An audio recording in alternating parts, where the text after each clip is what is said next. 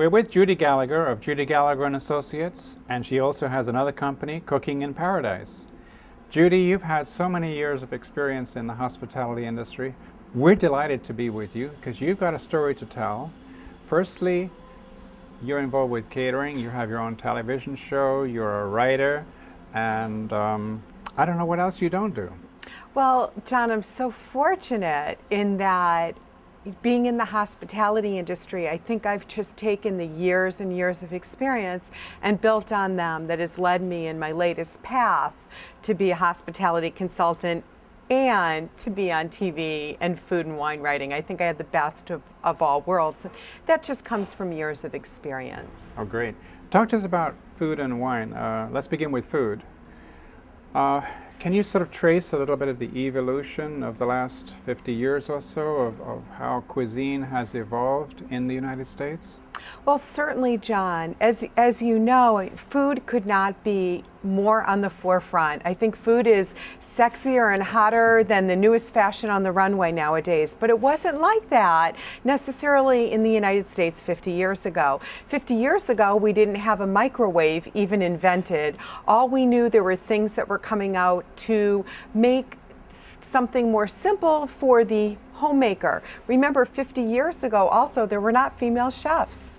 The first woman that really set the bar for Americans was, of course, our beloved Julia Childs. Yes. And she brought, with the art of French cooking, she really brought to everyone's palate in America the fine European flavors, which we did not have. Nowadays, we have a melting pot.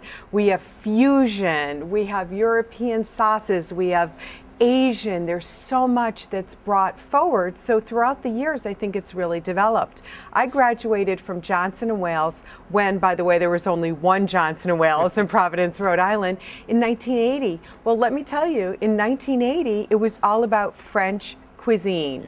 Everything on the plate had 4 sauces. Everything was it was this heavy, rich tendency with French wines. Well, nowadays it's really opened up, and I just think that food has become so much more exciting, more organic, more back to nature and what the real product is. Oh, good. You're so right. What do you see for the future? I hope what I see for the future is this continued trend of staying true. Like in the restaurant business, we say truth in menu, which means you're really, what you're writing is on the menu is really the product that you're using. I hope that that continues to expand. I hope that we go back to the pure senses of taste. We get away from this whole fast food and high calorie content, because that doesn't make flavor, and it really takes away from what we're about.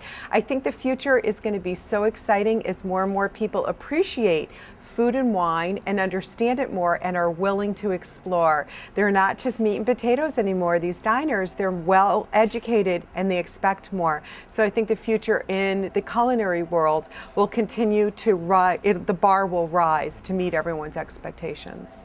Judi, what are some of the qualities that kind of make for successful catering? Well, first and foremost, I think that the best caterers are the most organized. They're the most detailed. You have to take every event, whether it's just coffee and muffins for a small gathering or a huge wedding, you have to take every event personal. This is their event and it's very important to them. And that's the key to success in catering, is that you really have to put your own emotion into it and care for these people, learn about them, find out every detail of what they like or dislike, so you can bring it. They may have some ideas, but it's your job to bring it up to that next level to set it apart. Ooh, good. What about creativity? Because that kind of leads into that. You know, John, it's this great balance of creativity. I think, just like in a restaurant, catering is the same way. If you don't change your menu and you're not, then come on, after 20 years and other great restaurants are coming into town, you're going to be left behind. I think the same thing is going to happen with catering. However, you don't want to go too edgy. People have in their mind, if somebody wants a little pig in a blanket, which is from the 1950s and 60s cocktail party, you can accommodate that. What you might recommend is a new, unique way of working with the puff pastry where it has a pesto glaze in between the layers. And perhaps it's not a little cocktail hot dog, perhaps it's an andouille sausage. But you really want to respect what catering is all about and just bring it to an even more creative level, and some of that is through decor and flowers and the whole experience. China.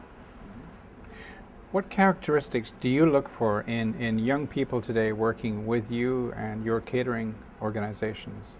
I'm probably one of the most difficult people to get hired through. My clients are very successful, and I'm very particular, John. A degree is extremely important, but their character is the utmost important.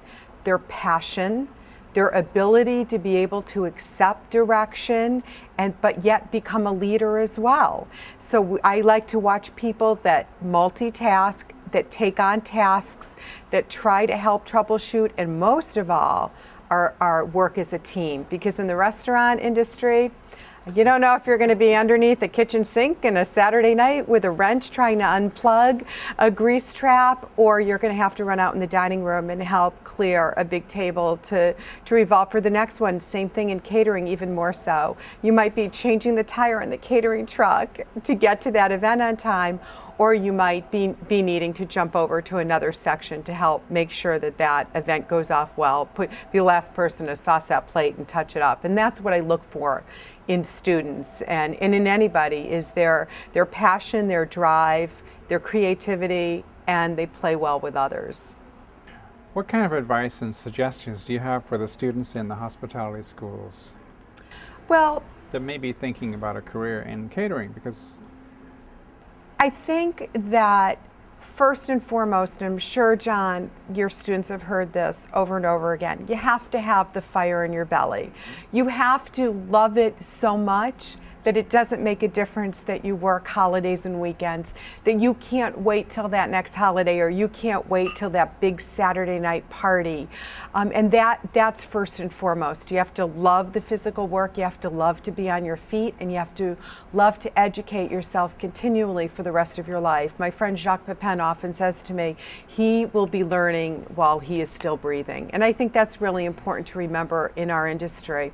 Another thing that's very important that I highly recommend whenever I've taught classes and I speak to large companies throughout the country is to remember your ethics.